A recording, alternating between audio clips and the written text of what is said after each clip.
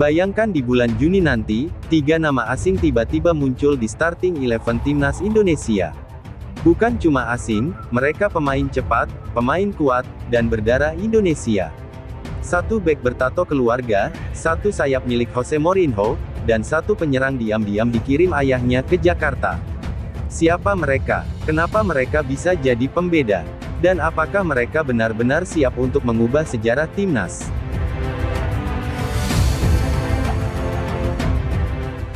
Di tengah kobaran semangat jutaan rakyat, ada satu impian yang terus menyala. Melihat merah putih berkibar megah di panggung tertinggi sepak bola dunia. Sebuah mimpi yang tak pernah padam, bahkan ketika badai menerpa dan jalan terjal menghadang. Kini, langkah itu semakin nyata. Karena dari seberang lautan, dari negeri-negeri yang jauh, darah-darah Nusantara kembali memanggil tanah leluhurnya. 3 anak muda, yang bukan hanya mewarisi darah Indonesia, tapi juga membawa nyala semangat dari sepak bola Eropa yang keras dan disiplin.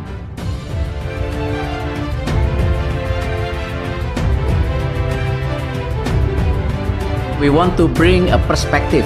That's it. What's going on with Indonesian football? So take us back a little bit at the initial plan when you became president. What was the idea?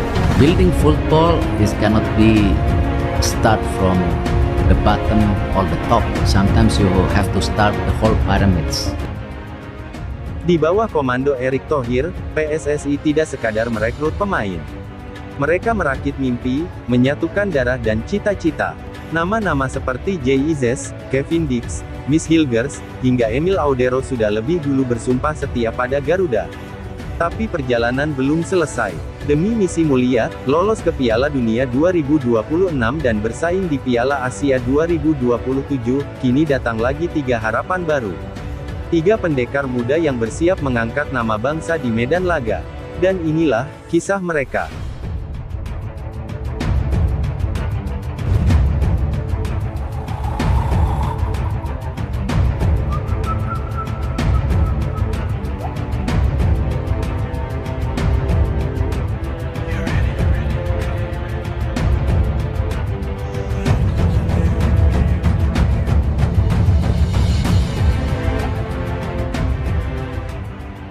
Ada satu nama, yang meski jauh di Eropa, menyimpan kata keluarga tepat di atas jantungnya.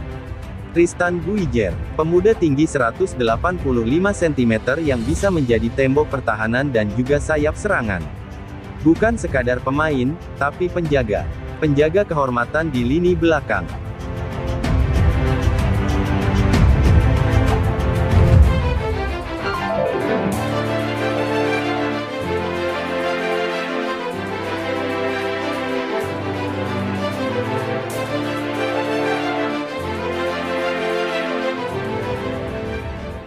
Dalam sebuah wawancara dengan Football International, Tristan berkata dengan mata berbinar. Saya respek terhadap sepak bola Indonesia. Saya melihat perkembangan timnas Indonesia. Kata-kata itu bukan basa-basi. Ia sudah dihubungi PSSI beberapa kali. Dan meski kini sedang memulihkan cedera lututnya, tekadnya tidak cedera. Dalam diam, ia bersiap. Dalam tenang, ia membakar harapan.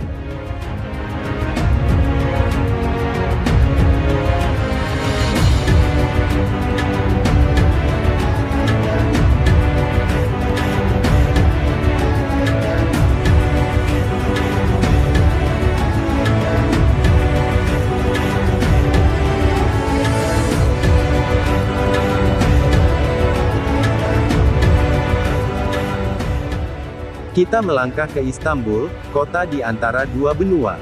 Di sana, di bawah asuhan sang maestro Jose Mourinho, ada satu nama yang tak henti disorot, Jayden Oosterwolde. Bek kiri eksplosif milik Fenerbahce, yang kini tengah dipantau untuk jadi tulang punggung Indonesia.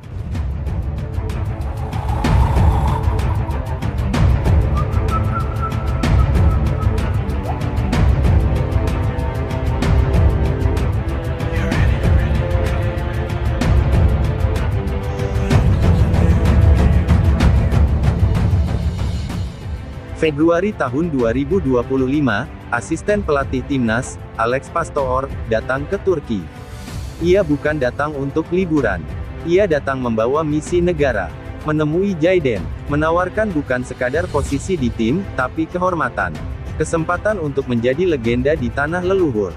Laporan dari akun terpercaya Akeong 1907 Bros menyebut, pertemuan itu berjalan positif. Jaiden mendengarkan, dan mungkin, hatinya mulai terpaut pada merahnya bendera ini.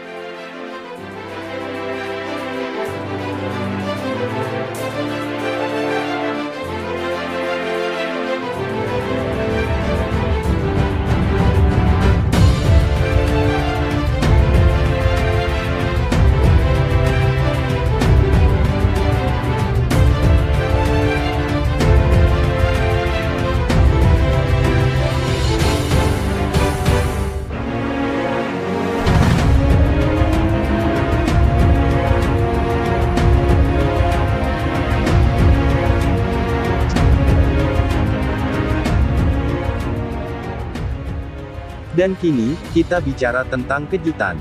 Tentang sebuah nama yang belakangan ini mencuri perhatian PSSI. Miliano Jonathans, pemain muda FC Utrecht yang memiliki kecepatan, kecerdasan taktik, dan naluri gol yang tajam.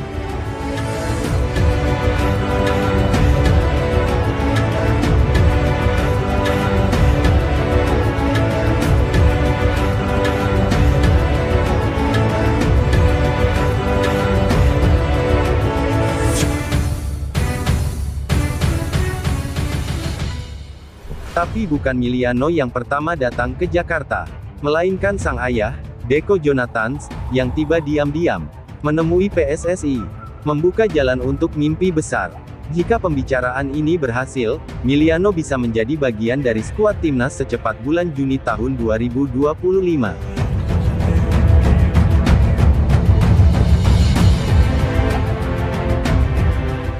Bayangkan kombinasi di lini depan, Miliano, Ole Romeni, dan Ragnar Oratmangun. 3 pemuda diaspora, 3 lidah api dari negeri jauh, membakar pertahanan lawan.